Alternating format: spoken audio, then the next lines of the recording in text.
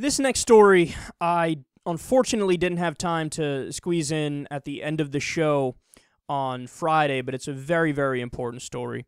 The new Hope Missionary Baptist Church in Tampa, Florida, canceled the funeral of a man the night before the funeral was supposed to happen because the deceased was gay.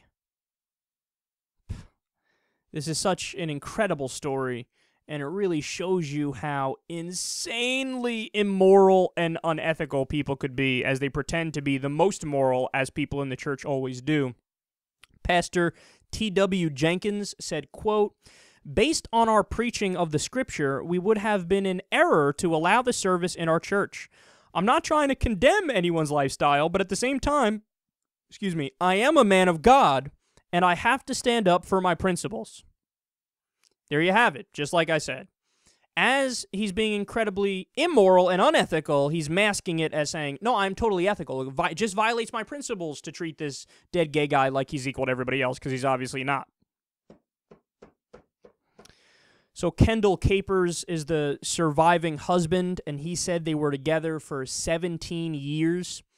They married last year in Maryland, and the deceased had a 4-year battle with a rare disease called amyloidosis. He said, quote, "Everyone who knew us knew about our relationship. We didn't keep secrets." So, look, man, this is kind of a funny story for somebody who's secular and an atheist like me to get upset about, because I think once you're dead, you're dead. And this guy being dead, he doesn't know that he's getting snubbed. But to me, the part that I can't forgive, and the part that I have a hard time wrapping my mind around is, but you're snubbing the guy's family. You're snubbing the husband, you're snubbing the family, and you're saying, no, your dead husband or your dead family member, not worth anything. Not worth the same kind of ceremonial things that we go through for everybody else. Why? Because he was attracted to somebody with the same genitals. It's hard, man. It's hard for me to get it. I mean, in a world where people starve, where people don't have access to health care, where there's wars going on in Syria and Israel, Palestine, and in Iraq, and all over the place, right? Extreme poverty, of all the things to take a so-called moral stand on, you're going to say, I'm not going to do a funeral for this guy because he's gay?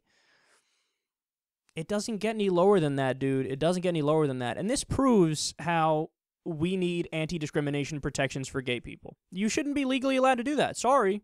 If you want to kick somebody out of your restaurant because they're gay and you don't approve, too fucking bad. You can't kick somebody out because they're not the right religion, or they're not the right skin color, or they're not the right gender, so why should it be any different for sexual attraction?